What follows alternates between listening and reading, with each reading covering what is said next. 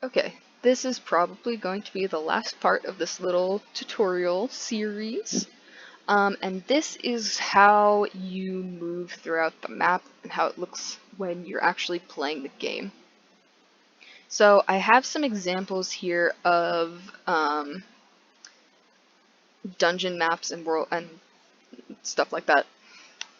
So we're just gonna look at this one first. Um, so each of these squares is 5 feet, and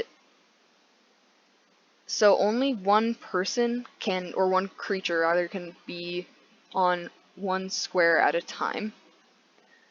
Um, but if you have larger creatures, and creatures is in D&D the sort of generic term for anything that's alive. Um, but yeah, so if you have a regular medium-sized creature, they're going to take up one square. If you have a large creature, then they're going to take up a little box that contains 4 squares, and it's going to keep increasing depending on the size of the creature. So when you are moving, you can move through your allies, you can't move through your enemies. And for the most part, you're gonna need to specify which direction that you're facing, and unless otherwise specified, your direction is going to be the direction that you were previously moving in. But you can, I mean, I'm pretty sure turning's a free action, so you don't have to, like, take up that time, but it does need to be specified. So each, again, each square is 5 feet, so if you have a spell that's like, um, it has a 20-foot range, and that's 4 squares. Um, but it goes up and down depending, of course. And then you also have your speed, which I talked about a bit in the first part of this. So your speed is, so typical speed is 30 feet. So 30 feet is how far you can move in one action. So that's going to be 6 squares. And that's going to be squares in a straight line for the most part. When you're moving diagonally, the first time you move diagonally across a square, it's going to count as 5 feet. But if you do it again, then that's going to be 10 feet. So, first time you go across diagonal, 5 feet, every other time, 10. And that's just in one turn. So, like, it's not going to carry over into the next time you have your turn. For the most weapons have a range of 5 feet, and that means they have to be the thing you're attacking has to be in the square next to you for you to attack it. And you have different levels of, so you may have seen earlier in the spell descriptions, it says, like, you attack or you target a creature within range. You have to be able to see them.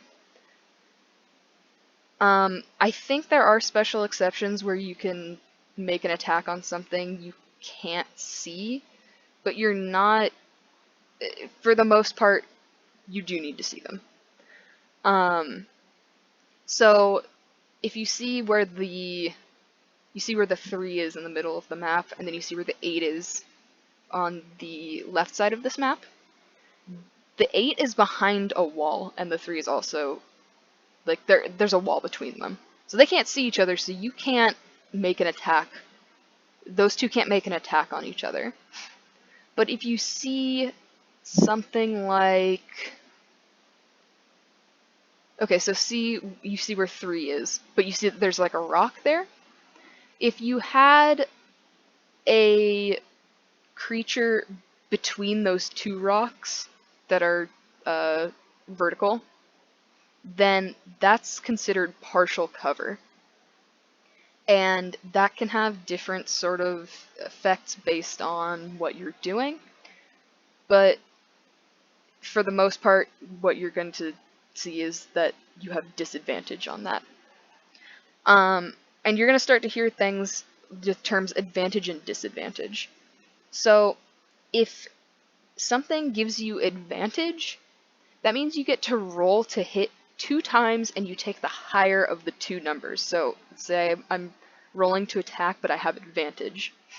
Then I'm going to roll my d20 once and I get a 6, and then maybe I roll it again and I get like a 15. Then I'm going to take the 15.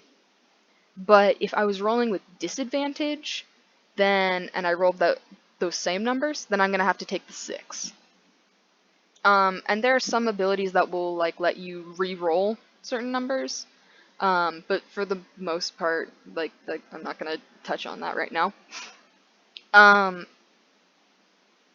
You also are going to see, I mentioned earlier, there was the reaction. I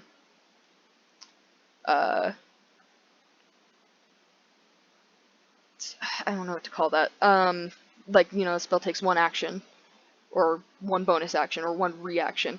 A reaction, for the most part, is going to be like, you'll see in here, like, in combat, if someone, like swings at you, then you, in some cases, can get, like, a reaction to attack back. But the time you're going to see it the most is if somebody, if you have 2 characters that are engaged in combat, and then one of the combatants just decides, like, I'm actually going to, like, turn around and run away, or I'm gonna run, or someone's like, I'm gonna run past one of those combatants, then you can use your reaction in what's called an opportunity attack. And that means that since the person didn't, like they're just running away from you, that means you get, like, a sort of, like, bonus hit on them. But to negate this, you can use 1 action, or your whole turn, to disengage. And that is going to let you retreat safely without them getting that opportunity attack, rather. And I also mentioned the thing with speed, and that's going to be, like, for the most part, your walking speed. But you also can use your whole turn to sprint, and that's going to be twice your movement speed. If you use sprint, you have to use your whole turn. Like, so you can't be like, oh, I'm gonna sprint and then I'm gonna use the rest of my turn. Like, that has to be your whole turn. But if you're, like, moving, you can just be like, oh, I want to move, like, 5 feet, and then I'm gonna, like, do this, and that, you know, is just part of your turn. But yeah, so again, walking, you get the rest of your turn in addition to your movement speed. But yeah, for the most part, that's pretty much it. It's much easier to, I don't like playing on, like, a digital mat as much. I prefer the physical ones because then you can use your miniatures to sort of show everything a lot easier. But it's, you know, it's up to preference. And they don't have to be like this map where it's like, here, I have some other ones too, where it's, like, drawn on. It can just be like it can just be a grid. That's totally fine. But yeah, that's pretty much it for the most part of combat and interacting with the map. Of course, there's a lot more involving things like mounts and things like familiars and animal companions. But it's very easy to apply these sort of, like, little nuanced things about the game to this sort of overarching, like, basic concept of, like, the map and how things work like this. And yeah, that's going to be it for this for now. I might add other things in the future, but that's kind of the basics of it. I hope you enjoyed. Goodbye.